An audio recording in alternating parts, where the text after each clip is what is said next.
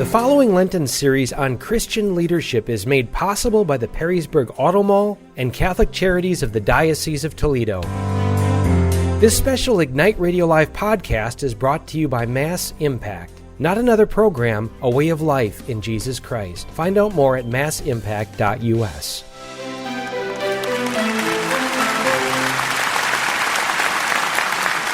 So good afternoon. Just afternoon. Happy to be back this year, and thanks, Rich, for hosting this once again. So I'm going to talk on the importance of truth in leadership and Christian leadership. And most ideas that I have, they aren't mine. So I borrow them from other people. The individual that I'm borrowing from today is Dietrich von Hildebrand. Probably you've never heard of him, most of you, but a great philosopher. And the book that I'm borrowing my ideas from is from the New Tower of Babel. And I'll talk about that title. It's kind of an intriguing title.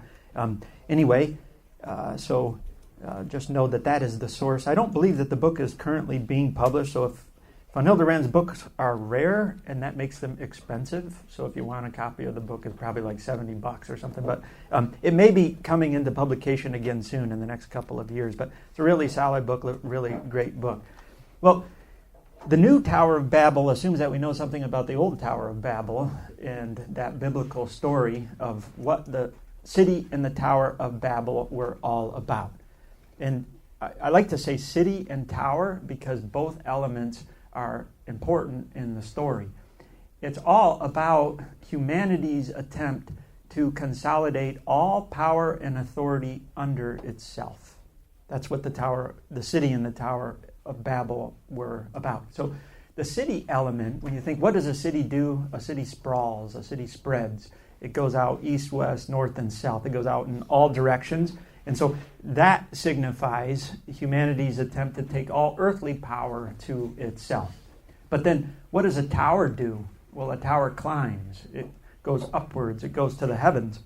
And so the people in this city and who built the Tower of Babel were individuals who wanted to consolidate also all heavenly power to themselves. So the whole purpose of the tower was to get the peak of the tower up into the heavens where they thought God lived.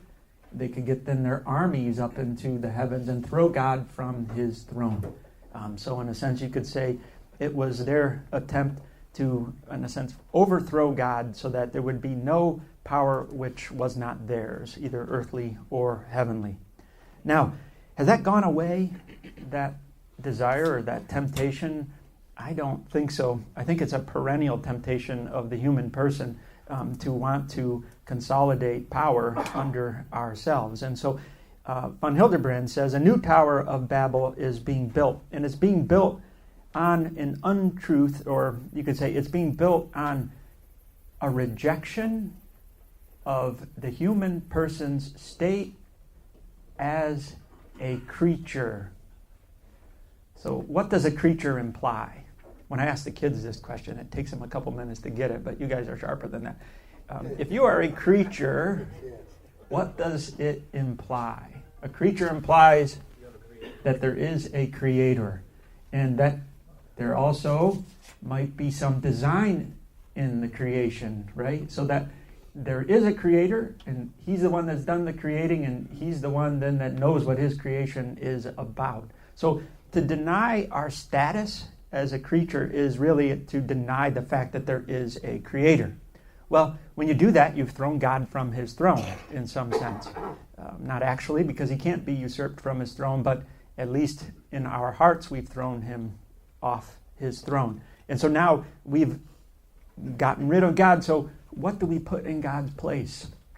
So there's two things that we can put in God's place, or at least it seems that when we've thrown God from his throne, then we can replace him with one of two things. Either ourself as individuals, which we could call like a radical individualism, or we could call the collectivist state as the other opportunity. Now, in the past, that collectivist state was more obvious, I guess, with communism, right? So communism said there is no God, and what then is in the place of God? Well, it's the collective humanity is in the place of God to the detriment of the individual. So as Stalin famously said, if you want to make an omelet, you have to crack some eggs. So he cracked 60 million eggs. 60 million humans died for the sake of his trying to build a utopia on Earth.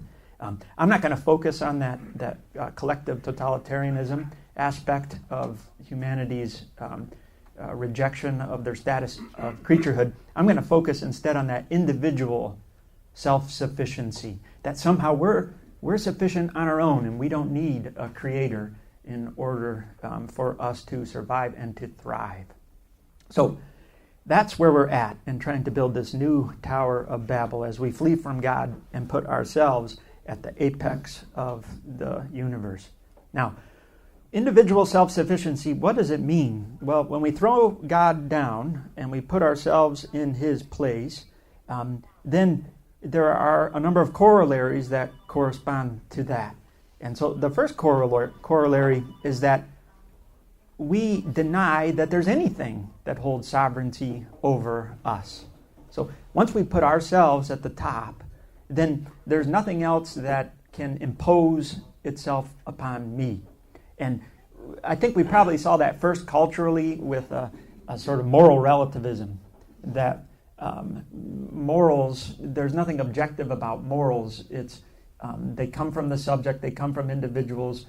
Societies make them up as needed as we go along. However you want to define moral relativism, it seems to be, it's a pretty common aspect of our society. Don't tell me what to do, and leave me alone and I'll leave you alone. And about the only rule that's involved is whatever you want to do ought not to infringe upon what I want to do, and vice versa. Unfortunately, though, there's no resolution to the conundrum of when people have conflicting desires of what they want to do. But at any rate, there's no moral law that holds anything over and above me that I have to correspond my life to. There's also a rejection of the nature of things. And so we started seeing that with marriage. And first of all, is marriage indissoluble? Is it till death do you part? Or is it something we can change as we like? And so that was the first element with rejecting that there's nothing, about marriage that holds anything over and above me. But then we see that culture just keeps chipping away at the idea of marriage. So marriage can be between two consenting individuals. It doesn't matter who they are or what their gender is. And then soon enough we'll be at a spot where culturally we'll say marriage can be between as many people as want to commit themselves to this short-term or long-term, whatever you want to make of it, covenant relationship. So again, it's a denial that there's anything that holds sovereignty over us. And then more recently, you see the gender debates, that there's no such thing as gender. Gender is something that we have as a construct, and we can therefore deconstruct it in our minds. And if somebody wants to change their gender, then they can do so either through the use of chemicals or through the use of surgery, etc. And then voila, you're something new. So in that regards, it's even a rejection of the limitations that matter might put on us, because gender and matter have a lot to do with one another. But so long as we can change and manipulate it to make it look like something else, it is something else. Again, there's a denial that anything holds sovereignty over us. The last point in that regard is to say that even the meaning of human life doesn't hold sovereignty over us. That is, no meaning is given because there's no creator, so there's no meaning inherent to what it means to be human. Therefore, we can make our own meaning about what life should be. Okay, so that's the first point of our corollary for rejecting our status as creatures. A second corollary is that it's an illusion that humanity can achieve anything and everything by its own strength, by its own intelligence. So this seems so much to be believed by so many people. So on the one hand, we reject eternal truths because those cramp our style. We don't like them, like morality. But on the other hand, we worship science like it's the best thing ever. Now, there's a lot of blessings that come with science, but science, which is knowledge which could be otherwise, because, why is the sky blue? It didn't have to be blue. It could be another color. But science comes through observing the material world and then commenting upon it. Well, we worship it, and why is because we use science to manipulate the material world to our end. And it makes us, in a sense, too big for our britches. So what we end up doing is we think we can achieve everything by our own strength. I remember in elementary school, I was probably in 5th grade, and there was, I don't remember the exact, what the exact tool was I was using, but you had to read a passage and then you had to answer questions. And so I read the passage and then I went to answer the questions. And what struck me in the passage was that the passage said that by roughly the year like 2000, and so I was in the elementary school in the 1980s, that we would have cured cancer. And then it said 2025 and then a dash, and it said immortality, question mark. What hubris. I mean, to think that the human family can, achieve immortal life just by our own advancements in science. I mean, we're certainly not on track for 2025, if that was even possible. And it begs the question, who wants it?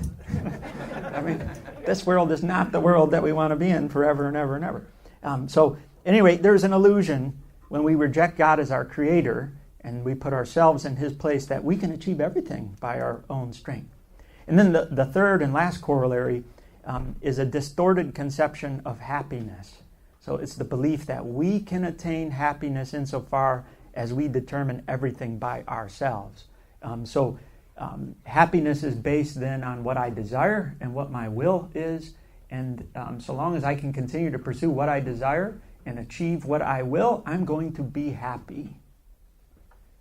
Well, I think that's a distorted conception of happiness because it doesn't work. Ask anybody that's pursued something to the point of being addicted to it. That's what they wanted. Did it make them happy? In the end, it doesn't. So the consequences of that approach of throwing God from his throne so that therefore we can put ourselves in his place, we reject our status as a creature, they're pretty tremendous. Now, what might they be? I'll spell some of the consequences out. So the consequence for number one, denying that anything holds sovereignty over us. If nothing holds sovereignty over us, then guess what? In the end, as Joseph Ratzinger, he talked about right before he was elected Pope, in the end, the strong man wins. Because it's not enough to just say, well, I do what I want, you do what you want, and so long as our desires don't conflict, that's all okay. Guess what? Desires conflict. And so then what do you have to appeal to? If you have your desire and the other person has their desire, there's nothing to appeal to but strength. The strong man wins. The one who's got his desire and is stronger than the other, he is going to win. And so we could say that, Ratzinger points something brilliant out there.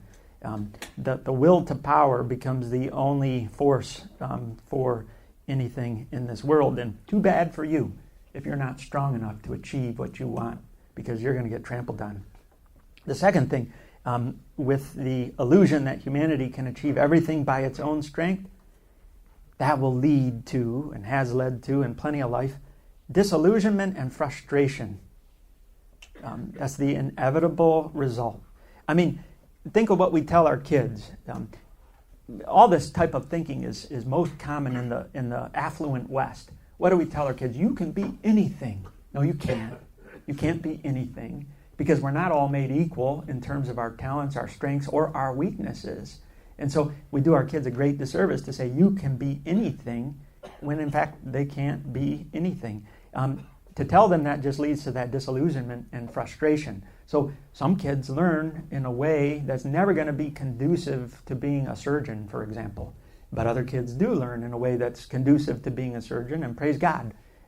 But to sort of flatten everything out and say that so long as you desire it, you can achieve it by your own strength, that just leads to frustration.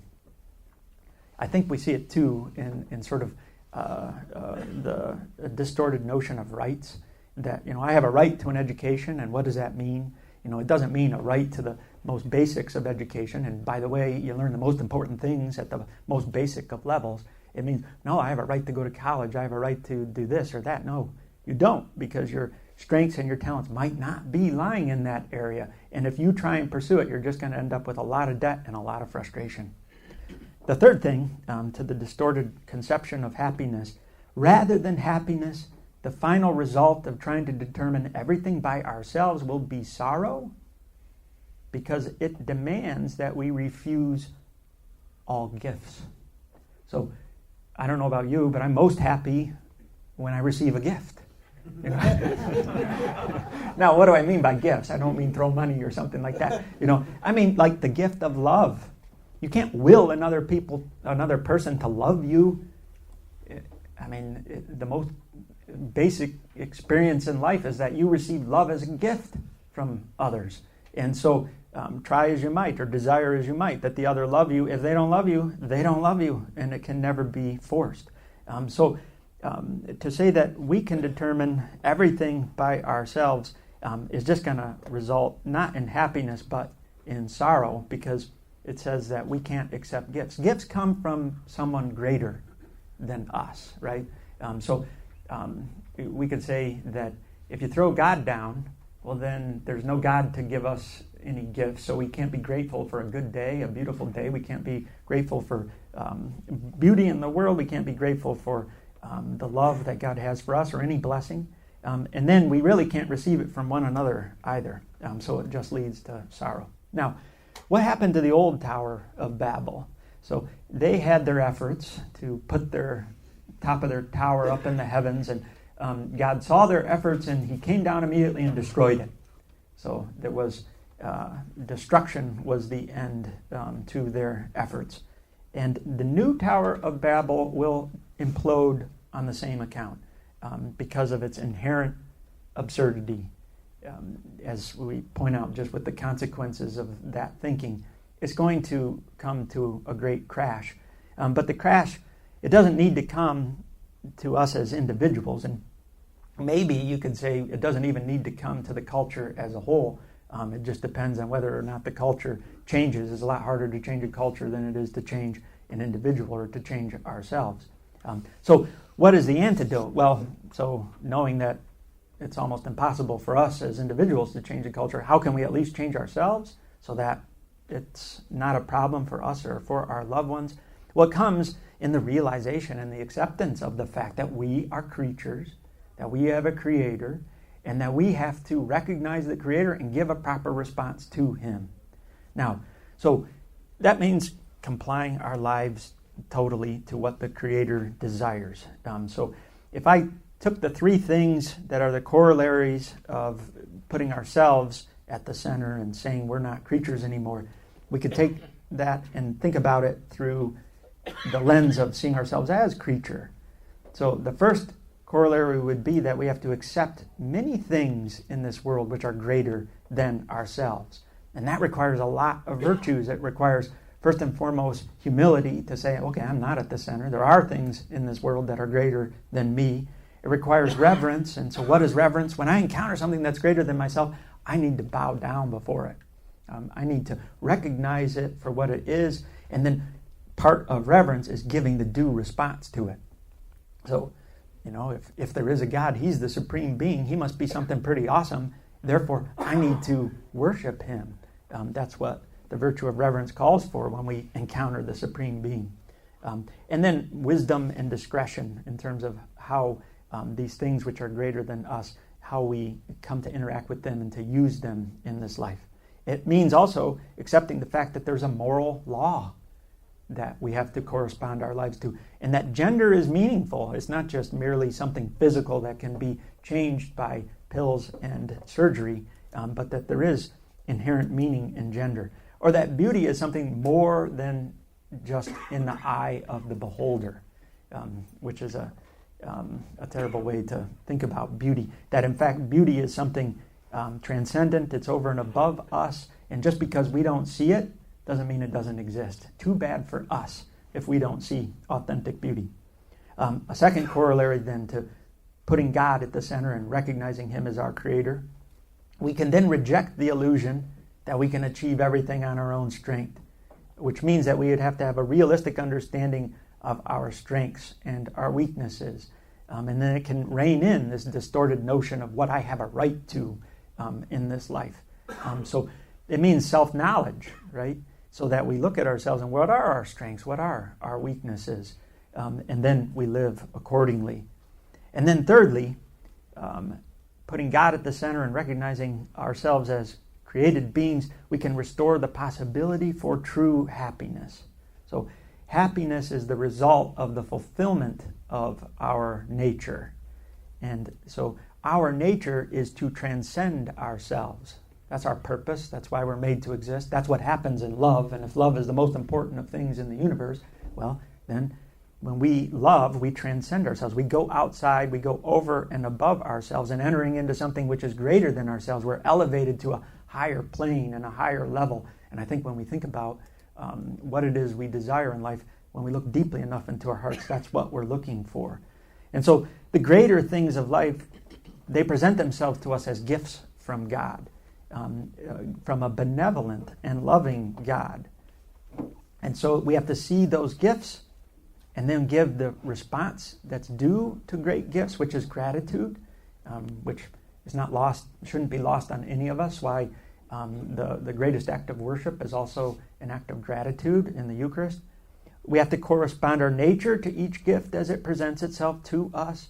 And so, for example, matrimony is a gift from God. And so we don't define it according to how we want to define it. We have to look to both natural law and revelation to let matrimony tell us what it is so that we can correspond to the nature of that gift and live by it.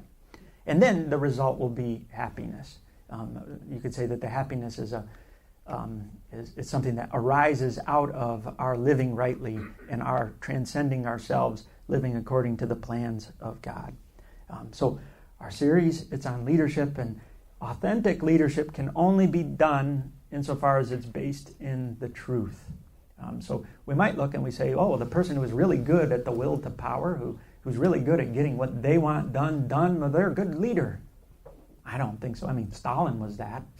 He got done what he wanted done in some sense. But was he a good leader? I think we'd say no, he was an awful leader because he wasn't based in the truth. And the most important truth is that we recognize our status as created beings, and therefore that there is a plan for our lives that we have to correspond to.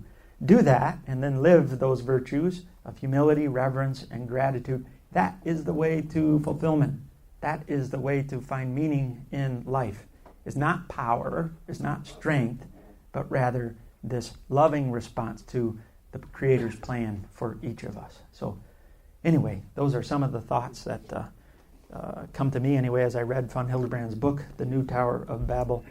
Hopefully it's helpful to see how we might be able to apply it. It's easily applied, I think, in the element of the work world, because the moral law needs to play in strongly in the world of work and in the world of leadership.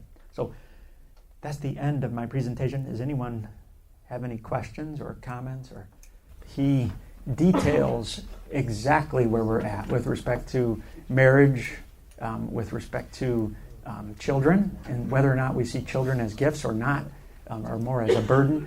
And he even goes into euthanasia. I mean, when hardly even thought of, at least in America in the 1950s, and saying that, well, you know, we can determine when we want to end our lives and even end the lives of others if they become too much of a burden upon the rest of us.